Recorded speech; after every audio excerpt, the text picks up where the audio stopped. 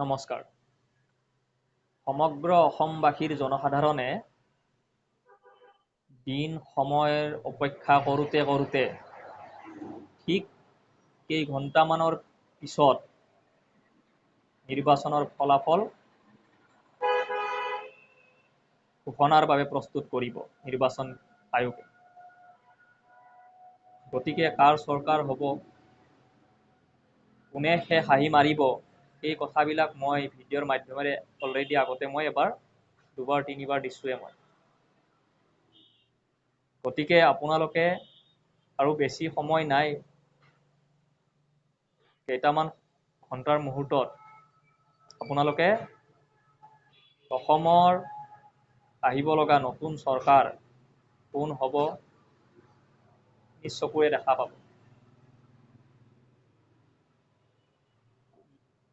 যি চৰকাৰে ভাল কাম কৰিব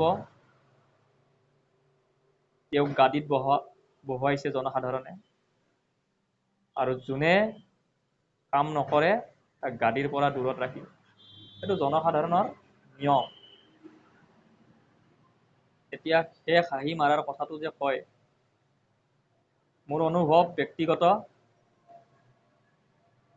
বিজেপিয়ে চৰকাৰ গঠন কৰিব। গতিকে মই পুনৰবাৰ অসমবাসীক ধন্যবাদ জনালোঁ, যিহেতু কালি অন্য ৰাজ্যতো ফলাফল ঘোষণা কৰিব। ভাৰতৰ সকলো ভোটাৰকে মই ধন্যবাদ জনালোঁ। চৰকাৰ অন্য ৰাজ্যৰ ফলাফলসমূহ আপোনালোকে চাব। বহু মানুহে কয় যে এই চৰকাৰ কাৰ আহে কাৰ নাহে, আমাৰ একো নাযায়, দিন হাজিৰা কৰি আমি খাব লাগিব। এই কথাটো নহয়। জনসাধাৰণৰ শক্তি বহুত, তেওঁলোকে গাদী দখলো কৰিব পাৰে, গাদীৰ পৰা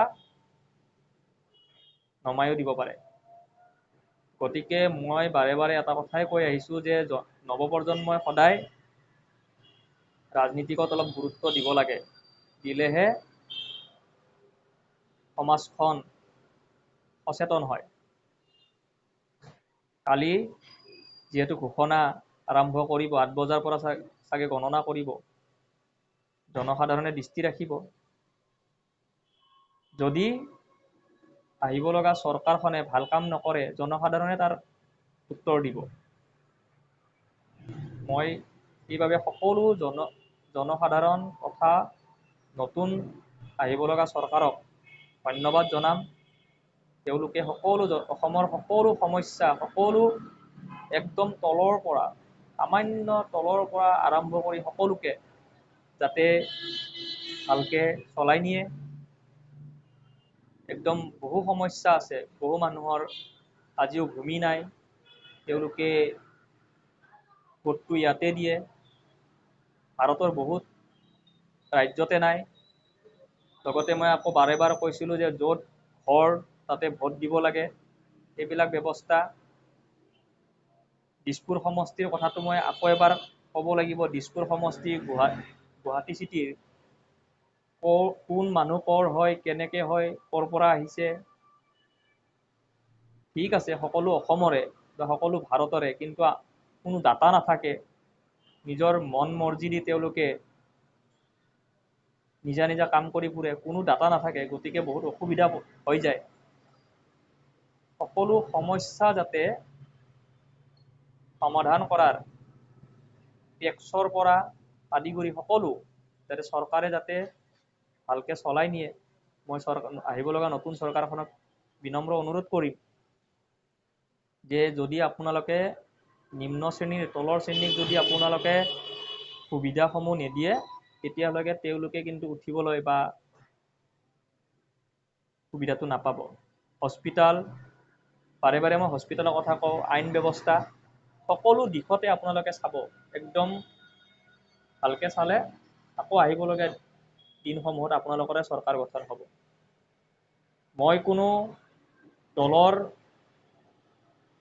ভয় কোৱা নাই। কালি কাৰ চৰকাৰ আহিব অলৰেডি অসমৰ জনসাধাৰণে জানেই। জনসাধাৰণে জানে বাবে মই এই কথাষাৰ জনসাধাৰণৰ ওচৰত কৈছোঁ।